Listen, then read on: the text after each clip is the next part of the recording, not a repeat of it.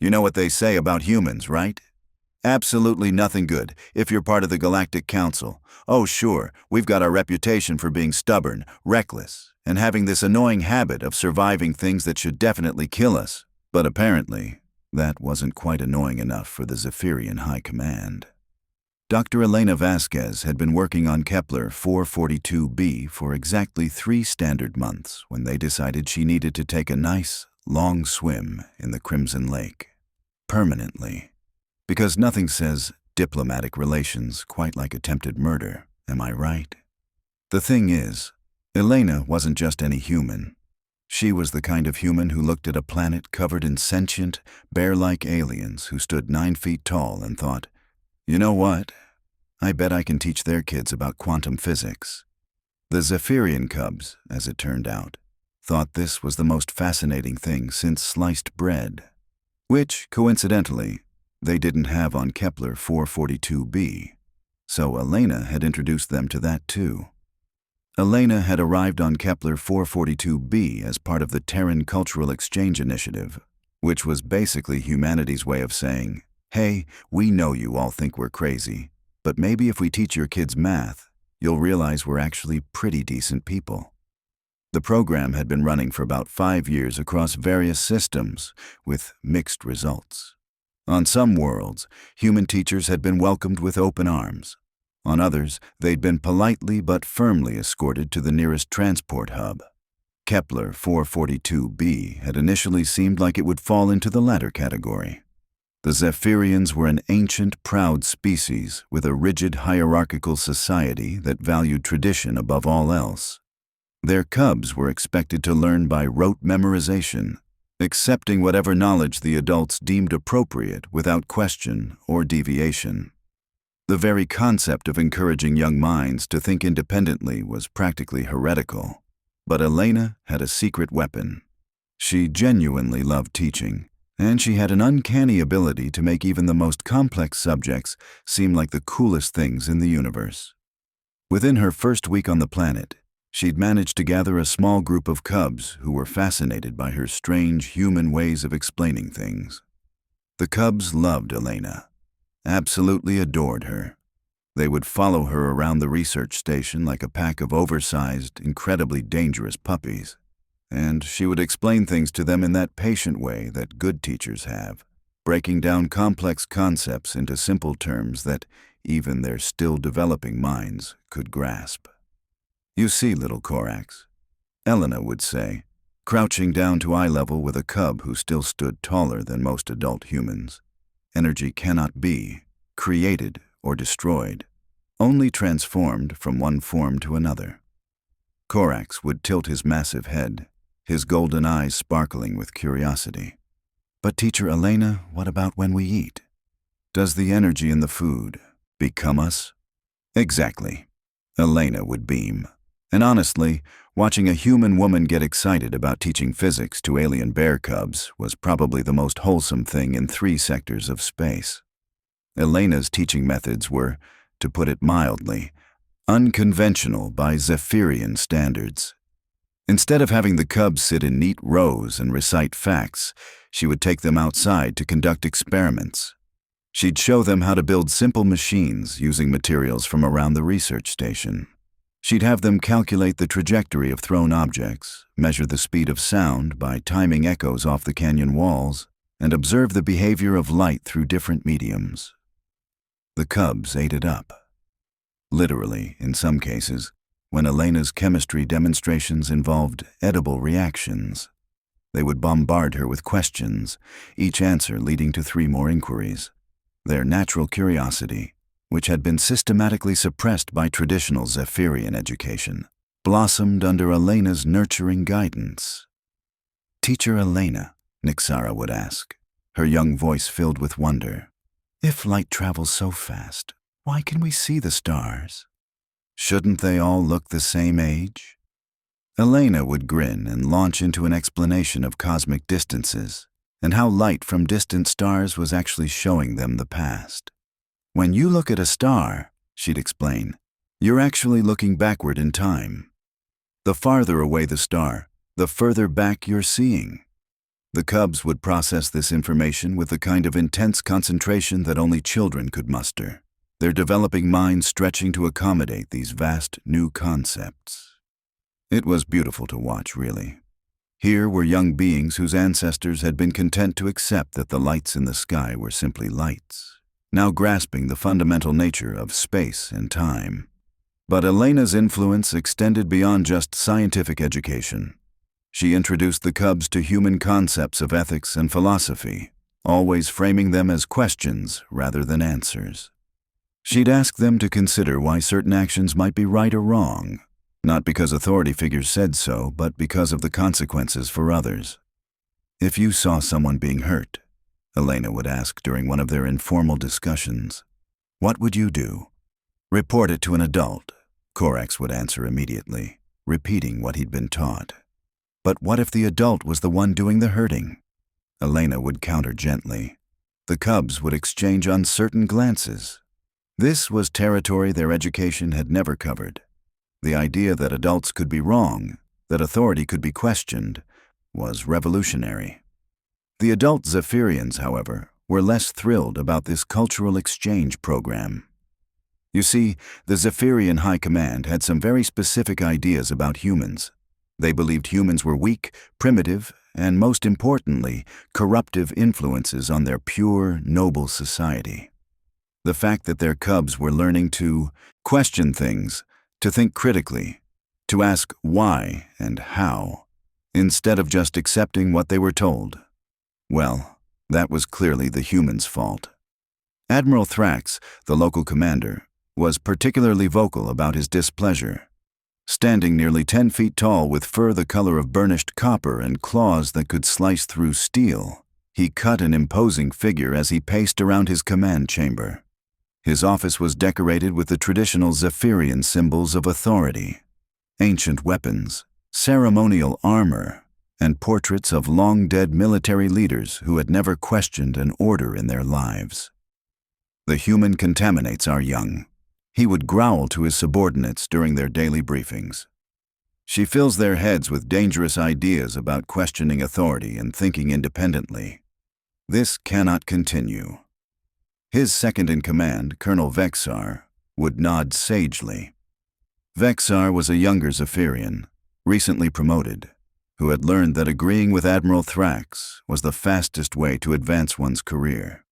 Perhaps we should simply send her away, he would suggest, knowing full well that Thrax had already considered and rejected this option. No, Thrax would reply, his voice carrying that special tone that villains use when they're about to do something particularly unpleasant. Sending her away would only delay the problem. Other humans would come, bringing the same corrupting influences.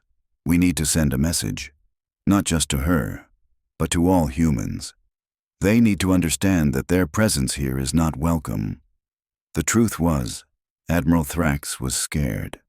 He'd spent his entire career in a system where orders flowed down from above without question, where tradition was sacred, and where change was viewed with deep suspicion. Elena's presence represented everything he feared: new ideas, challenging questions, and the terrifying possibility that the old ways might not always be the best ways. He'd watched his own nephew, Zorvin, come home from one of Elena's lessons bubbling with excitement about something called the scientific method. The cub had actually had the audacity to ask his uncle why Zephyrian military tactics hadn't evolved in 3 centuries. Thrax had been so shocked by the question that he'd spent the entire night staring at the ceiling, wondering if maybe, just maybe, the cub had a point. That's when he knew the human had to go. The plan was simple, brutally effective, and completely in line with traditional Zephyrian problem-solving methods. Admiral Thrax had built his career on the principle that when you had a problem, you eliminated it. Permanently. The fact that the problem in this case was a sentient being who was guilty of nothing more than effective teaching was, in his mind, irrelevant.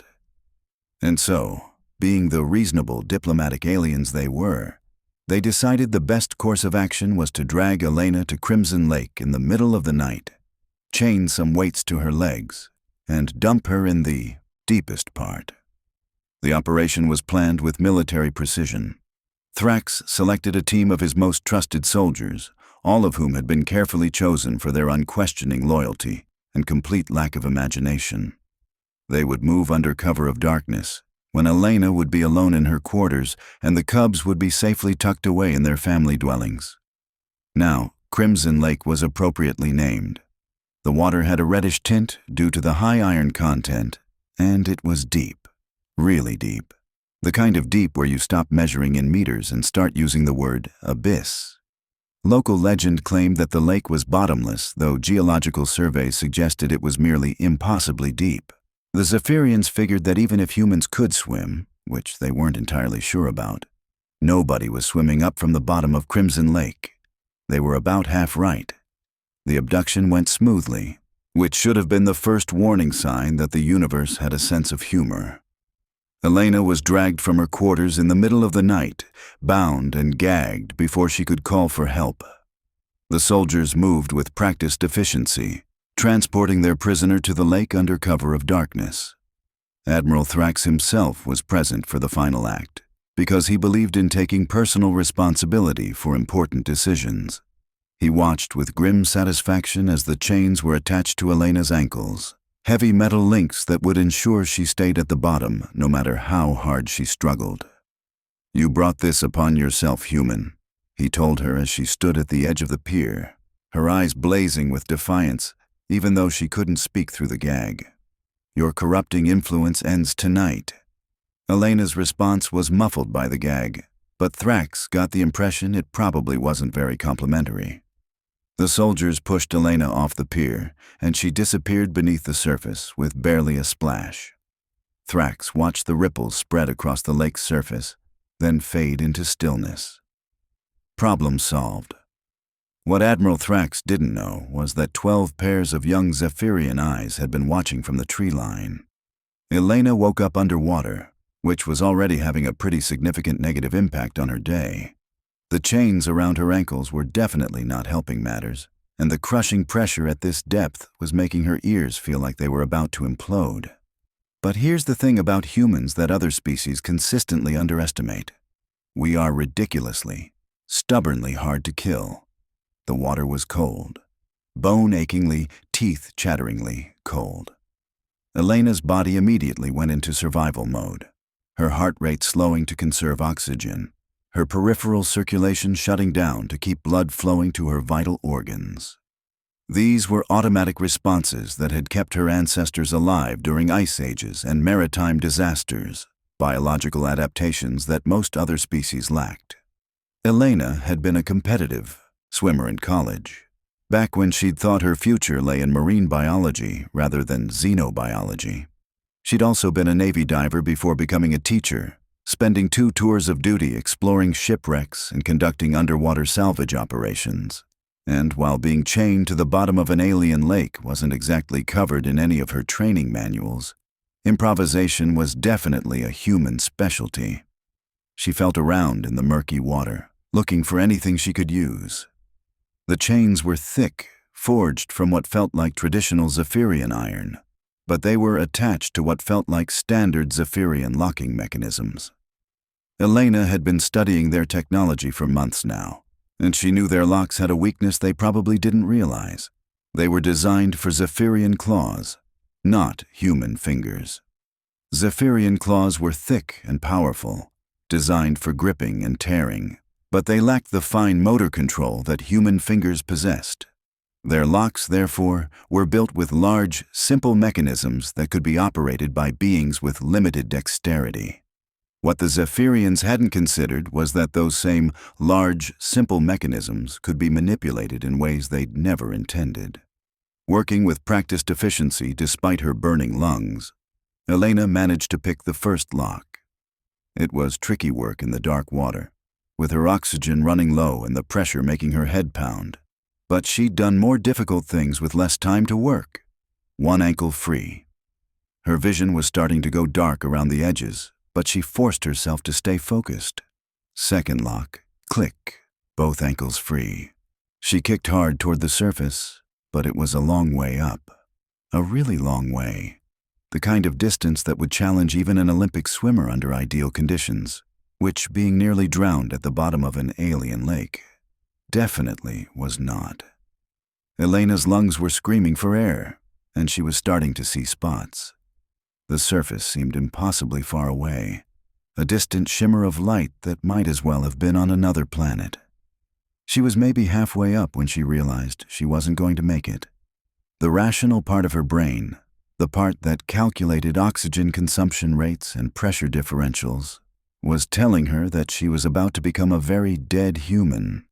Her body was shutting down, systems failing one by one as her oxygen supply ran out. She could feel her consciousness slipping away, her vision narrowing to a tunnel of fading light. This was it. After surviving combat zones and alien diseases and bureaucratic red tape, she was going to die at the bottom of a lake because some military commander was afraid of children asking questions. That's when she saw the lights. At first, she thought it was her oxygen-deprived brain hallucinating. The lights were moving in patterns that seemed too organized to be natural phenomena, too purposeful to be random neural firings. But no, those were definitely lights moving through the water toward her. Multiple lights, arranged in a pattern that looked almost like cubs, she thought, though thinking was becoming increasingly difficult as her consciousness began to fade.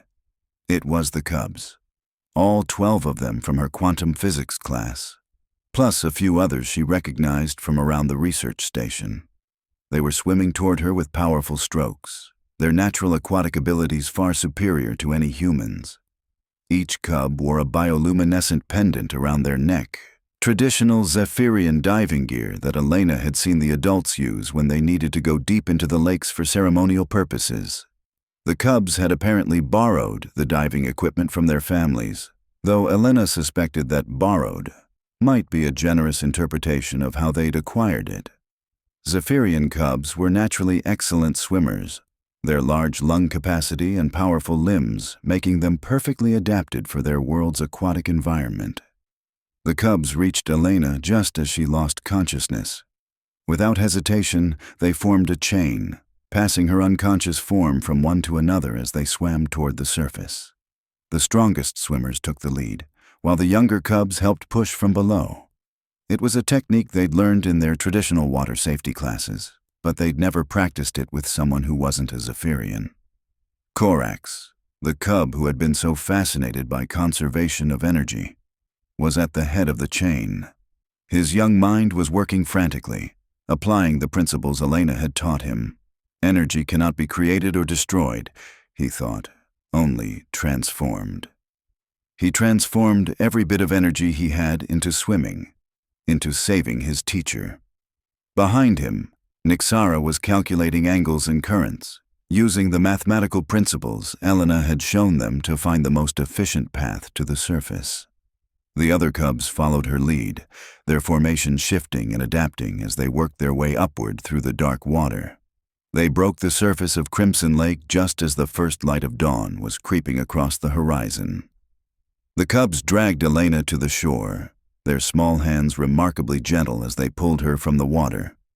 Corax immediately began pressing on her chest the way he'd seen Elena demonstrate during a first aid lesson she'd given them just last week. Elena coughed up what felt like half the lake, gasping and sputtering as consciousness returned.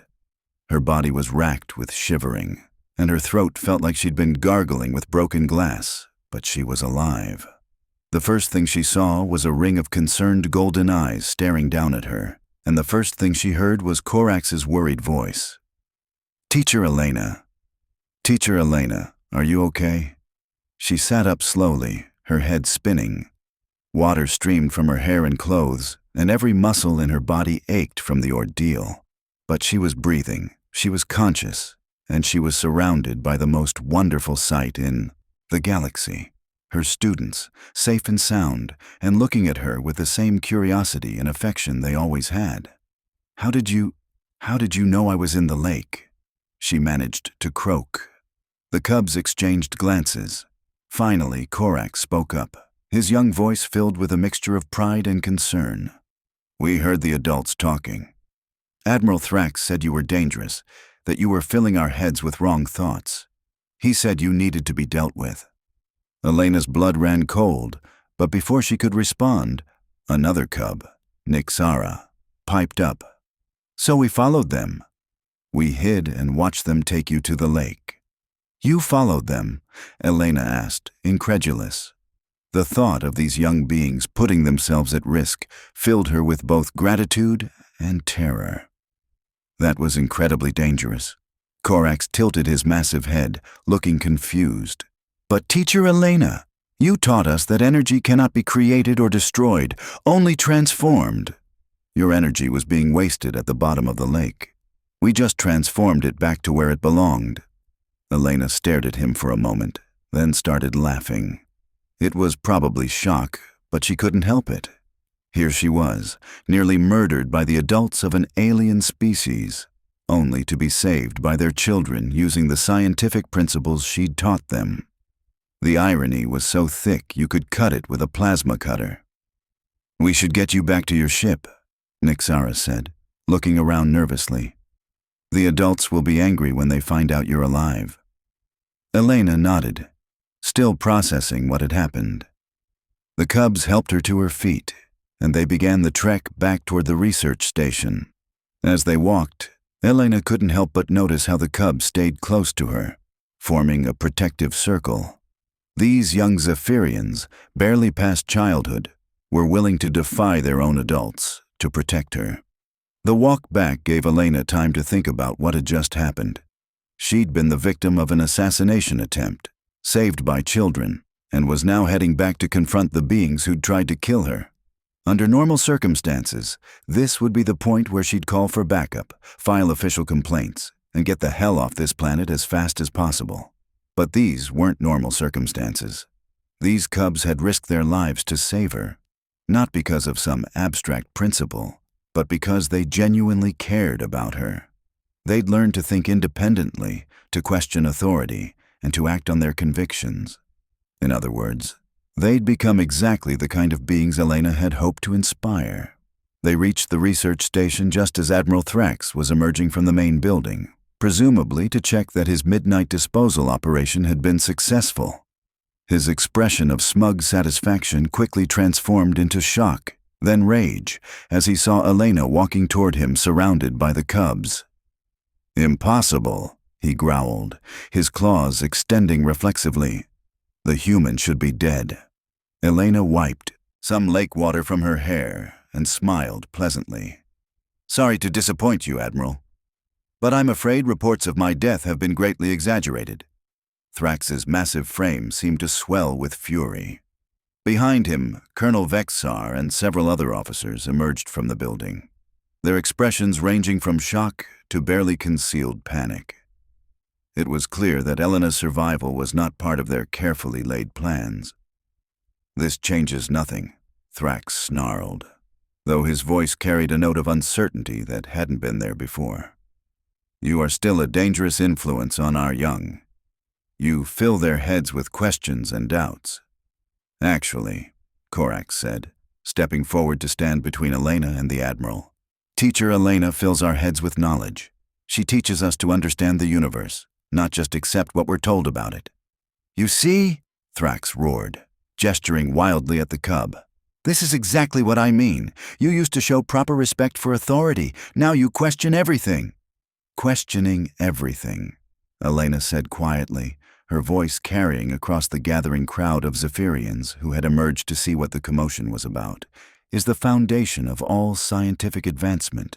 It's how we grow, how we learn, how we become better than we were." More cubs were gathering now, drawn by the commotion. They formed ranks behind Corax and Nixara, creating a wall between Elena and the Admiral. It was quite a sight, a single human woman being protected by a group of alien children from their own military commander. But it wasn't just cubs anymore. Elena noticed several adult Zephyrians in the crowd, some of whom she recognized as parents of her students. Their expressions were difficult to read, but she thought she detected something that might have been approval in their golden eyes. Admiral Thrax looked around at the cubs, his expression a mixture of anger and confusion. "You would defy me? Your own commander?" "You tried to murder our teacher," Nixara said simply, her young voice carrying a moral clarity that cut through all the political complexities of the situation. "That was wrong. She is human," Thrax snarled, as if that explained everything. "She is not one of us." "Neither are you, apparently," Corax replied with devastating logic that would have made any philosophy professor proud. Teacher Elena never tried to drown anyone. Elena had to bite her lip to keep from smiling at that one. The kid had a point. The standoff continued for several tense moments, with neither side backing down. Elena could feel the weight of history in the air. This moment would define the relationship between humans and Zephyrians for generations to come. Either the Cubs would be punished for their defiance, sending a clear message that questioning authority was dangerous, or Admiral Thrax would be forced to back down, acknowledging that attempted murder was not an acceptable response to ideological differences.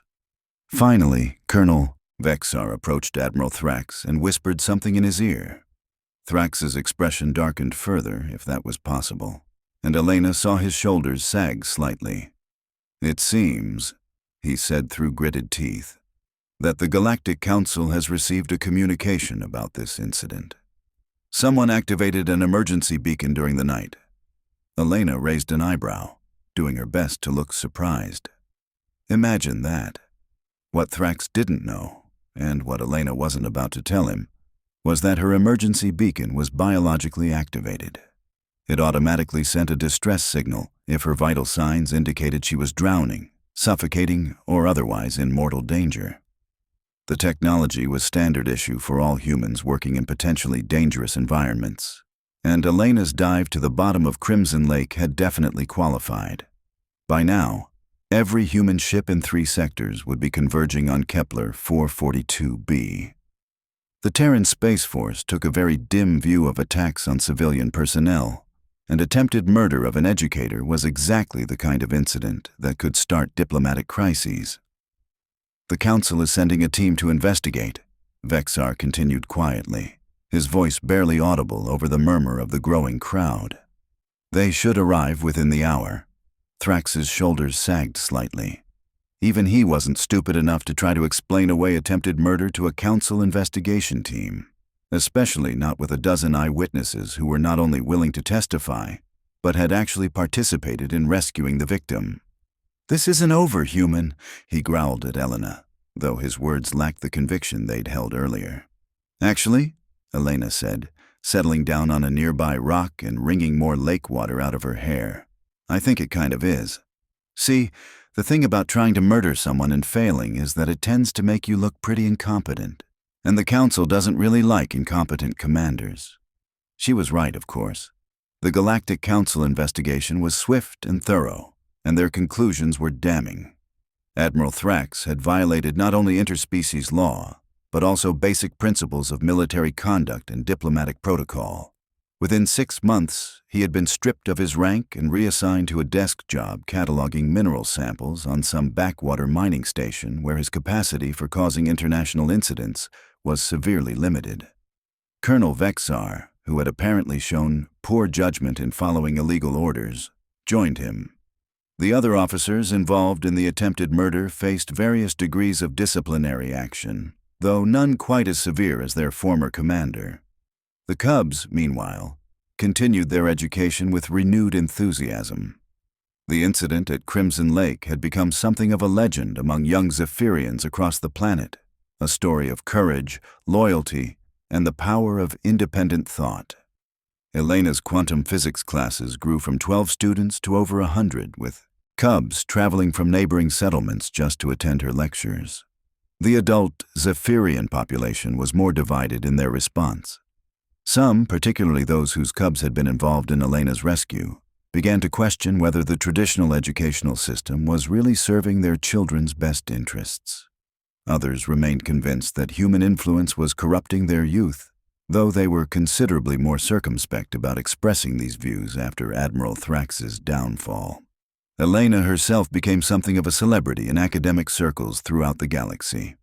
The human who survived Crimson Lake was not exactly the kind of title she'd expected to earn when she'd signed up for the cultural exchange program, but it certainly made for interesting conversation at scientific conferences. The real victory, though, was watching the cubs grow and develop.